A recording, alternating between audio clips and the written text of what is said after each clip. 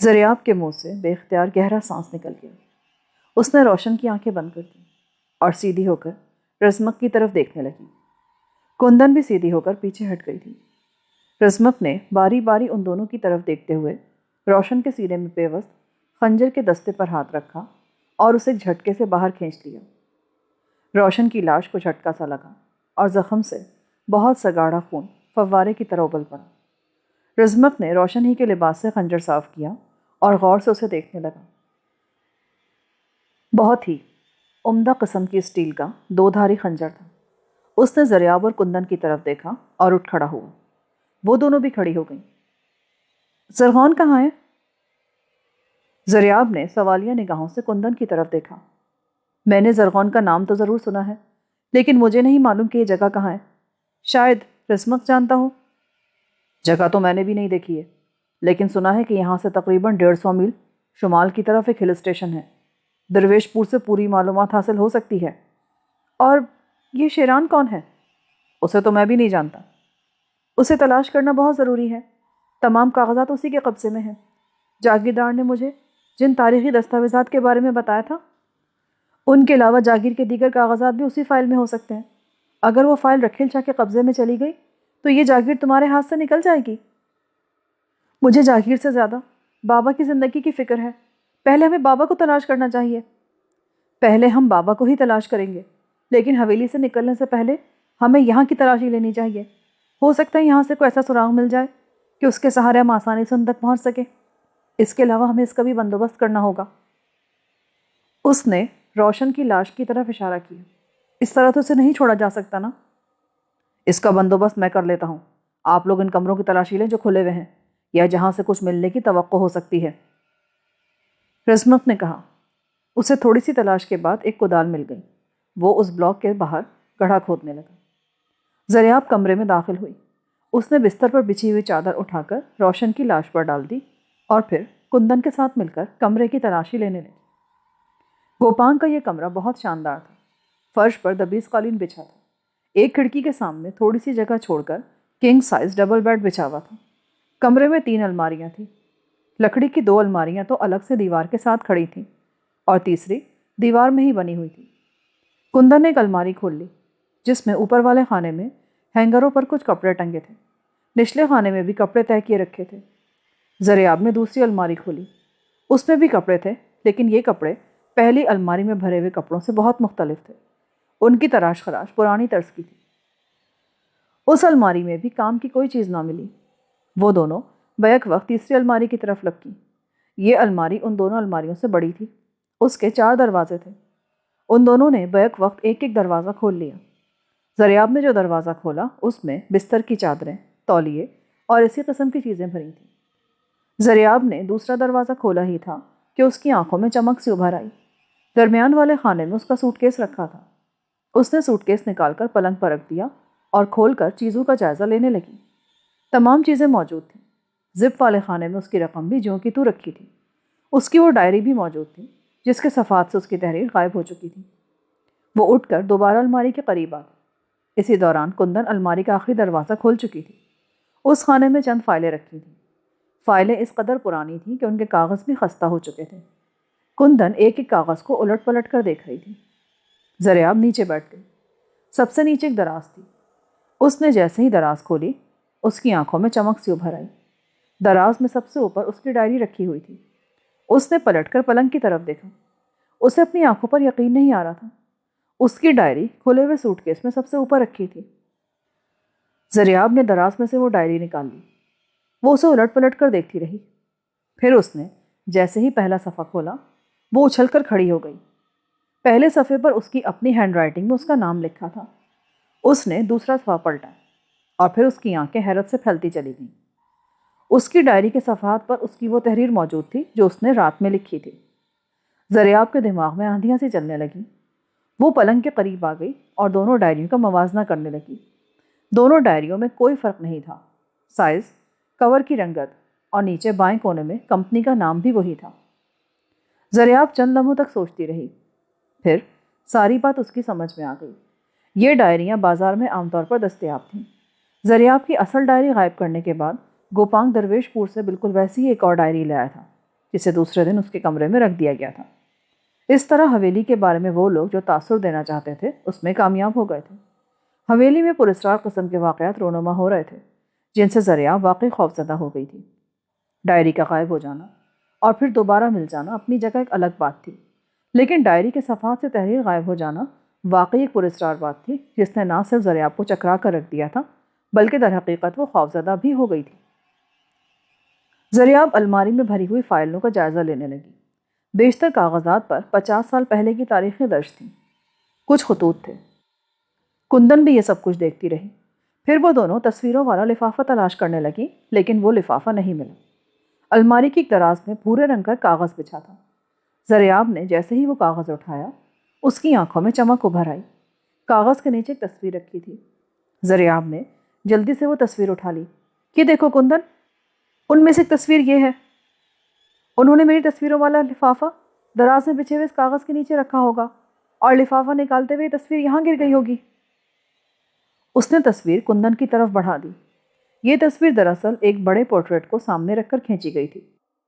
Us black and white تصویر میں بوڑھی عورت کے فیچر بہت نمایاں تھے۔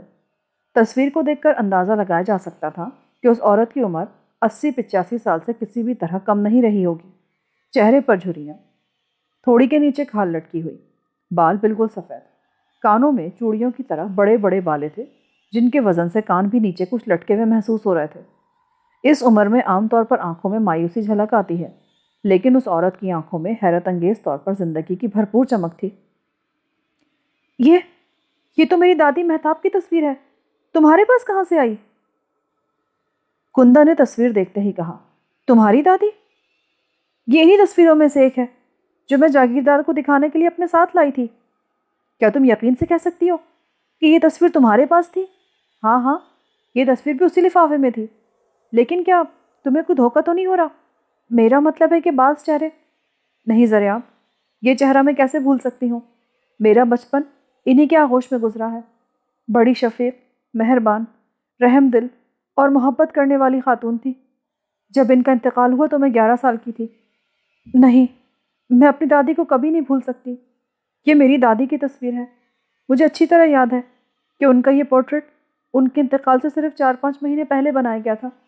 وہ آرٹسٹ شہر سے آیا تھا، کئی ہفتے حویلی میں رہا۔ جب وہ دیر تک دادی کو اپنے سامنے بٹھائے رکھتا نا تو دادی بڑبڑاتی ہوئی وہاں سے اٹھ جاتی تھی۔ اس آرٹسٹ نے بڑی محنت سے پورٹریٹ بنایا ہے جسے دادی کے کمرے میں آویزہ کر دیا گیا تھا، اور میرا خیال ہے وہ پورٹریٹ اب بھی اسی کمرے میں ہوگا۔ تمہارے والد کے دادا جیدار بخت اور تمہاری دادی کی تصویر میرے ڈیڈی کے پاس؟ یہ بات میری کچھ سمجھ میں نہیں آ رہی۔ تمہاری دادی کا کمرہ کون سا ہے؟ میں وہ پورٹریٹ دیکھنا چاہتی ہوں۔ میں تمہیں اس کمرے میں لے چلوں گی، پہلے یہاں اپنا کام مکمل کر لیں۔ وہ ایک بار پھر کمرے کی تلاشی لینے لگی۔ انہوں نے پلنگ کا میٹرس تک الٹ دیا، لیکن کوئی ایسی چیز نہ مل سکی جو ان کی رہنمائی کر سکتی تھی۔ وہ اس کمرے سے نکل کر کچن میں آ گئی۔ یہاں بھی انہیں کچھ نہیں ملا۔ پھر وہ ساتھ والے کمرے میں آ گئی۔ یہاں خوردنوش کا سامان بھرا تھا۔ زریاب کے خیال میں 5-6 افراد کے لیے کم از کم 3 ماہ کے لیے راشن کافی تھا۔ اس کمرے میں بھی انہیں کوئی کام کی چیز نہ ملی۔ وہ مختلف کمروں سے ہوتی ہوئی ایک اور کمرے کے سامنے آ کر رک گئی۔ دروازے کو تالا لگا ہوا تھا۔ تالا بہت قدیم طرز کا تھا۔ اسے کسی تار وغیرہ سے کھولنا آسان نہیں تھا۔ وہ دونوں برآمدے سے نکل کر ادھر ادھر دیکھنے لگیں۔ کندن برآمدے سے اتر کر ایک بڑا سا پتھر اٹھا لائی اور زور زور سے تالے پر ضربے مارنے لگی۔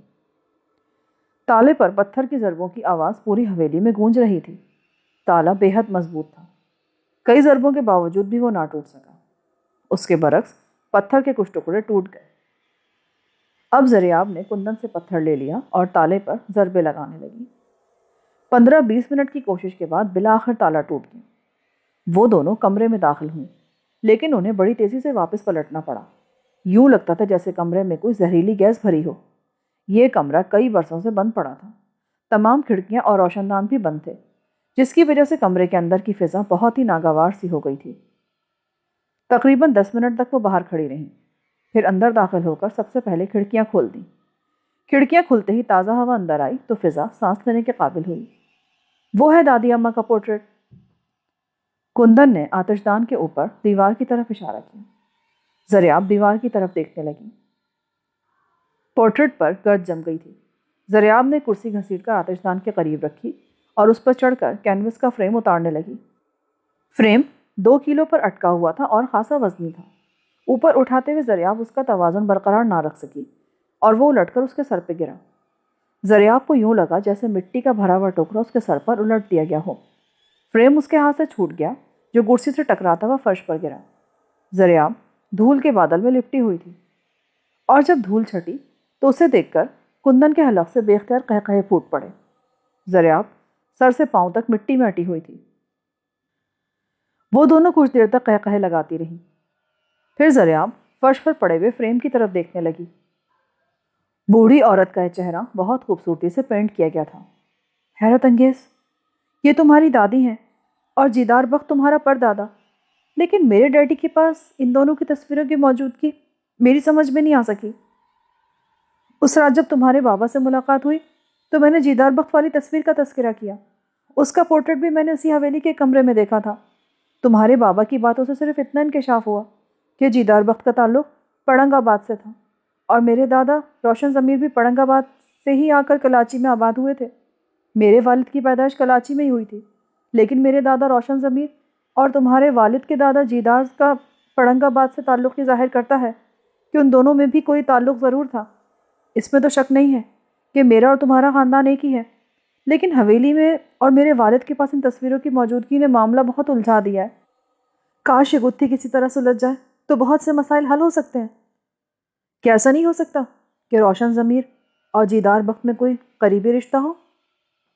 کندن نے کہا، یہی تو میں معلوم کرنا چاہتی ہوں کہ ان کا آپس میں رشتہ کیا تھا۔ وہ باپ بیٹا تھے یا بھائی تھے یا دشمن تھے آپس میں؟ کاش کوئی ایسی چیز مل جائے جو اس معاملے کو حل کر سکے۔ تمہارے والد سے ملاقات کے بعد یہ امید بندھی تھی کہ ان کی باتوں اور ان کے پاس موجود دستاویزات سے کچھ حقائق کھل کر سامنے آئیں گے، لیکن یہاں تو صورتحال کچھ اور ہی رنگ اختیار کر گئی ہے۔ روشن کے کہنے کے مطابق ان کی زندگی خطرے میں ہے۔ ہمیں سب سے پہلے ان پر توجہ دینی ہوگی۔ ہاں، رکھیل شاہ اس جاگیر پر قبضہ کرنا چاہتا ہے۔ وہ بابا کو اس وقت تک کوئی نقصان نہیں پہنچائے گا جب تک اس سلسلے میں اس کے سارے کام مکمل نہیں ہو جاتے۔ اور پھر وہ کاغذات جو بابا نے شیران نامی کسی آدمی کے تحویل میں دے رکھے ہیں وہ بہت اہم ہیں۔ تمہیں نے بتایا تھا کہ بابا کے کہنے کے مطابق ان کاغذات کی موجودگی میں رکھیل شاہ کا منصوبہ کامیاب نہیں ہو سکتا۔ اگر وہ کاغذات رکھیل شاہ کے ہاتھ لگ جائیں تو وہ انہیں ضائع کر کے اپنے مقصد میں کامیاب ہو سکتا ہے۔ بابا کے بعد سب سے اہم شخصیت ہمارے لیے شیران نامی اس آدمی کی ہے جس کی تحویل میں وہ کاغذات ہیں۔ اگر رکھیل شاہ شیران کے بارے میں جانتا ہے اور اسے معلوم ہے کہ کاغذات اس کی تحویل میں ہیں تو وہ اسے گرفت میں لے کر کاغذات پر قبضہ کر سکتا ہے۔ میرا خیال ہے ایسا نہیں ہے۔ اگر رکھیل شاہ کو شیران یا ان کاغذات کے بارے میں علم ہوتا تو وہ اب تک ان پر قبضہ کر چکا ہوتا۔ اس طرح تمہارے بابا کو مسلسل قید میں نہ رکھتا۔ نہیں زریاب، بابا کے ہوتے ہوئے شاید وہ کاغذات اس کے لیے اتنی اہمیت نہیں رکھتے، لیکن بہرحال اگر وہ کاغذات اس کی تحویل میں چلے گئے تو بہت ہی خطرناک بات ہوگی یہ۔ اس لیے ہمیں شیران کا بھی سراغ لگانا ہوگا۔ شیران کہیں تمہارے بابا کا وکیل تو نہیں ہے؟ مجھے اس سلسلے میں کوئی علم نہیں۔ 12 سال پہلے جب میں حویلی میں تھی تو زخمی ڈیڈی کا قانونی مشیر تھا۔ جاگیر کے تمام قانونی معاملات نمٹانا اسی کی ذمہ داری تھی۔ زخمی؟ ہاں، نام تو اس کا کچھ اور تھا، لیکن اتفاق سے وہ شاعر بھی تھا اور زخمی اس کا تخلص تھا۔ وہ اسی نام سے زیادہ مشہور تھا۔ بہرحال اس وقت وہی ڈیڈی کا وکیل تھا۔ اس کے بعد اگر ڈیڈی نے کسی اور کی خدمات حاصل کر لی ہوں تو میں کچھ کہہ نہیں سکتی۔ نہیں کندن، اتنی بڑی جاگیر کے قانونی مشیر کو آسانی سے تبدیل نہیں کیا جا سکتا۔ ریاستوں اور جاگیر کے مسائل خاصے پیچیدہ ہوتے ہیں۔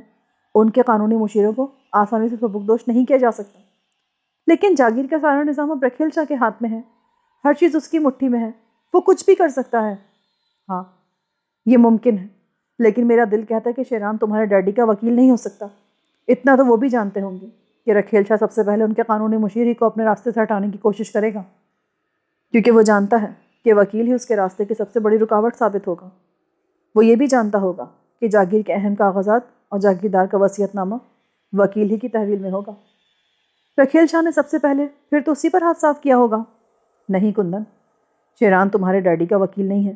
وہ کوئی ایسا شخص ہے جس پر تمہارے ڈیڈی کو بہت زیادہ بھروسہ ہے، ورنہ اتنے اہم کاغذات وہ اس کی تحویل میں کبھی نہیں دیتے۔ کندن جواب دینے کے بجائے سوچ میں پڑ گئی۔ زریاب کی نظر اچانک رائٹنگ ٹیبل کی درازوں پر پڑ گئی۔ 2 درازیں دائیں طرف تھیں اور 2 بائیں طرف۔ تمہاری دادی کے کمرے میں یہ رائٹنگ ٹیبل؟ کیا انہیں لکھنے لکھانے کا شوق تھا؟ وہ ایک پڑھی لکھی خاتون تھی۔ عربی اور فارسی زبانوں پر انہیں عبور حاصل تھا، اور سنا ہے کہ وہ اپنے دور کی بڑی ادب دوست خاتون تھی۔ ان کی وجہ سے حویلی میں بڑی رونقیں ہوا کرتی تھیں۔ آئے دن ملک بھر کے شعراء اور دانشور جمع رہتے تھے۔ زریاب میز کے سامنے گرد آلود کرسی پر بیٹھ چکی تھی۔ اس نے دائیں طرف کی اوپر والی دراز کھولی۔ اس میں 2-3 گرد آلود کاغذ پڑے تھے۔ ہر کاغذ پر فارسی میں 1-2 شعر لکھے تھے۔ اس نے کاغذ اسی دراز میں رکھ دیے اور نیچے والی دراز کھولی۔ اس میں کاغذوں کا ایک موٹا سا پرندہ پڑا تھا۔ ان کاغذوں کو ایک موٹا دھاگا پرو کر باندھا گیا تھا، لیکن اس پرندے پر کوئی فائل کور نہیں تھا۔ زریاب گرد جھاڑ کر سب سے اوپر والے کاغذ کو دیکھنے لگی۔ یہ تحریر اردو میں تھی۔ ہینڈ رائٹنگ بڑی پختہ تھی۔ زریاب بمشکل چند جملے ہی پڑھ سکی، لیکن پھر اسے کوئی دشواری پیش نہیں آئی۔ یہ کسی دلچسپ داستان کی ابتدا تھی۔ زریاب صفحات الٹ پلٹ کر دیکھنے لگی۔ اس نے جو بھی جملہ پڑھا اس میں اسے خاصی دلچسپی نظر آئی۔ یہ تقریباً 150 کاغذ تھے اور ہر کاغذ کے صرف ایک ہی طرف لکھا تھا۔ کاغذوں کی رنگت پیلی پڑ چکی تھی اور وہ خاصے خستہ ہو چکے تھے، لیکن زریاب کو یہ جان کر بے حد دکھ ہوا کہ یہ تحریر نامکمل تھی۔ اس سے آگے کے صفحات نہیں تھے۔ زریاب میز کی دوسری درازیں کھول کر دیکھنے لگی۔ اس کا خیال تھا کہ شاید باقی صفحات کسی دوسری دراز میں ہوں گے، لیکن اسے بے حد مایوسی ہوئی۔ تمام درازیں خالی تھیں۔ کہیں کہیں چند جملے پڑھنے سے زریاب کو اندازہ ہو گیا تھا کہ یہ کسی کے عشق کی داستان تھی۔ مختلف مقامات کے علاوہ کسی جگہ اس میں سندس محل کا بھی ذکر آیا تھا، لیکن اس کے بارے میں صحیح اندازہ پوری تحریر پڑھنے کے بعد ہی لگایا جا سکتا تھا۔ کیا میں یہ کاغذات اپنے پاس رکھ سکتی ہوں؟ اگر تمہیں اس میں سے اپنے کام کی کوئی بات مل سکتی ہے تو مجھے کوئی اعتراض نہیں۔ ویسے مجھے اچھی طرح یاد ہے کہ ابا نے دادی اماں کے انتقال کے بعد ان کے اس طرح کے بہت سے قلمی نسخے ایک صندوق میں بند کر کے زخمی صاحب کے حوالے کر دیے تھے۔ اگر وہ زندہ ہیں تو میں کوشش کر کے تمہیں دادی اماں کے وہ قلمی نسخے بھی دلوا سکتی ہوں۔ میں تمہاری بہت شکر گزار ہوں گی کندن۔ چلو اب چلے یہاں سے، یہاں تمہیں اور کچھ نہیں مل سکتا۔ وہ دونوں اس کمرے سے باہر آ گئیں۔ دروازے سے نکلنے سے پہلے زریاب نے مڑ کر مہتاب کی تصویر دیکھی۔ باہر نکل کر کندن نے دروازہ بھیڑ دیا۔ جب وہ دوبارہ گوپانگ والے کمرے کی راہداری سے ہوتی ہوئی باہر نکلی تو رزمق ابھی تک گڑھا کھودنے میں مصروف تھا۔ اس کے پاس صرف ایک ہی کدال تھی، اور اس نے گڑھا کھودنے کے لیے جس جگہ کا انتخاب کیا تھا وہاں زمین خاصی سخت تھی، جس سے اسے کھدائی میں دشواری پیش آ رہی تھی۔ ابھی تک گڑھا نہیں کھدا، کیا ہم تمہاری کچھ مدد کر سکتے ہیں؟ زریاب نے رزمق کی طرف دیکھتے ہوئے پوچھا۔ بس تھوڑا سا کام باقی رہ گیا، لیکن بہتر ہوگا کہ آپ دونوں اندر جا کر حلیہ درست کر لیں۔ قبر تیار ہو جائے گی تو میں بتا دوں گا، تاکہ ہم تینوں مل کر روشن کی لاش کو قبر میں اتار سکیں۔ زریاب کو اچانک یاد آ گیا کہ وہ دھول میں اٹی ہوئی تھی۔ وہ کندن کے ساتھ گوپانگ والے کمرے میں آ گئی۔ اس نے اپنے سوٹ کیس سے ایک جوڑا نکالا اور دوسرا کندن کی طرف بڑھا دیا۔ کندن قد و قامت میں اسی کے جیسی تھی، اور اسے یقین تھا کہ اس کا لباس کندن کو بالکل ٹھیک آئے گا۔ زریاب پہلے غسل کرنے چلی گئی۔ وہ باہر آئی تو کندن چلی گئی۔ زریاب نے دونوں ڈائریاں اور دوسری چیزیں سوٹ کیس میں رکھی اور پلنگ کی پٹی پر بیٹھ کر مہتاب والے قلمی نسخے کا مطالعہ کرنے لگی۔ اس نے پہلے صفحے سے پڑھنا شروع کیا تھا تاکہ اسے اس تحریر کو سمجھنے میں کچھ آسانی رہے۔ تحریر خاصی دلچسپ تھی۔ اس میں اتنی گرفت تھی کہ ایک مرتبہ شروع کرنے کے بعد چھوڑنے کو جی نہیں چاہتا تھا۔ پہلے زریاب نے کہیں کہیں سے اقتباسات پڑھے تھے تو اس نے یہ اندازہ لگایا تھا کہ یہ کوئی عشقیہ داستان تھی، لیکن 10-12 صفحے تواتر سے پڑھنے کے بعد اس کو اپنی رائے بدلنا پڑی۔ وہ محض عشقیہ داستان نہیں، جانثار نامی کسی شخص کی سوانح تھی۔ انداز بیاں بڑا دلچسپ تھا۔ عربی اور فارسی کے الفاظ بکثرت استعمال کیے گئے تھے، جس سے زریاب کو پڑھنے میں کچھ دشواری پیش آ رہی تھی، لیکن بہرحال وہ پڑھتی رہی۔ 15-20 منٹ بعد کندن بھی باہر آ گئی۔ زریاب کی قمیض اسے بالکل فٹ آئی تھی۔ اس نے بھی اپنے کپڑے زریاب کی طرح واش روم میں ہی چھوڑ دیے تھے۔ مزید 20 منٹ بعد رزمق دروازے کے سامنے نمودار ہوا۔ میرا خیال ہے اب ہمیں اپنے فرض سے سبکدوش ہو جانا چاہیے۔ زریاب نے مہتاب دادی کا قلمی نسخہ سوٹ کیس میں رکھ کر ڈھکن بند کیا اور کندن کی طرف دیکھنے لگی۔ ان تینوں نے مل کر روشن کی لاش کو اسی چادر میں اچھی طرح لپیٹ دیا جو زریاب نے بستر سے اٹھا کر اس پر ڈالی تھی۔ وہ تینوں جھک کر لاش اٹھانے لگے۔ زریاب کی زندگی میں اس قسم کا پہلا موقع تھا کہ وہ کسی کی لاش کو اٹھا رہی تھی۔ لاش اکڑ گئی تھی اور خاصی وزنی ہو گئی تھی۔ رزمق نے اسے پیروں کی طرف سے اٹھایا اور زریاب اور کندن نے سر کی طرف سے۔ ان دونوں کو خاصی دشواری پیش آ رہی تھی، لیکن جیسے تیسے کر کے وہ لاش کو کھدی ہوئی قبر تک لے جانے میں کامیاب ہو گئے۔ کندن اور رزمق قبر میں اتر گئے۔ انہوں نے بڑی مشکل سے لاش کو قبر میں ڈالا تھا۔ قبر سے نکل کر کندن زریاب کے قریب کھڑی ہو گئی اور رزمق قبر میں رکھی ہوئی لاش پر مٹی ڈالنے لگا۔ وہ دونوں ایک طرف سوگوار سی کھڑی دیکھتی رہیں۔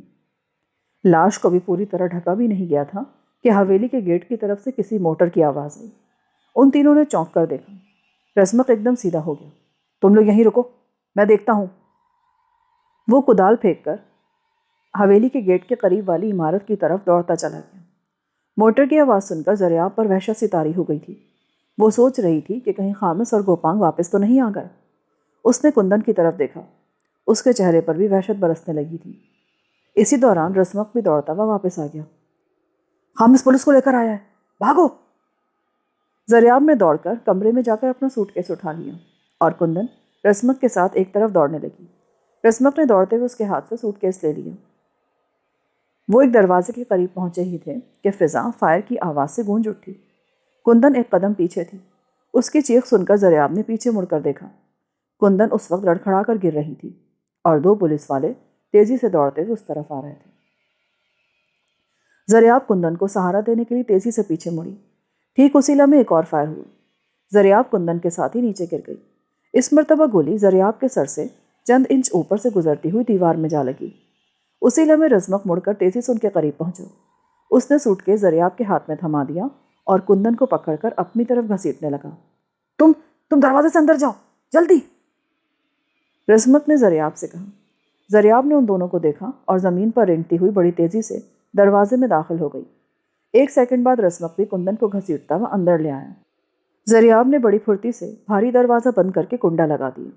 اسی لمحے ایک اور فائر ہوا۔ اس بار گولی دروازے میں لگی تھی اور اس میں سوراخ کرتی ہوئی سامنے والی دیوار میں جا گھسی تھی۔ زریاب ہاتھ میں سوٹ کیس پکڑے بدحواس نظروں سے ادھر ادھر دیکھ رہی تھی۔ پچھلی طرف دو کھڑکیاں تھیں اور دونوں میں لوہے کی سلاخیں لگی تھیں۔ یہاں سے نکلنے کا کوئی راستہ نہیں تھا۔ اس کے خیال میں وہ چوہے دان میں پھنس گئے تھے۔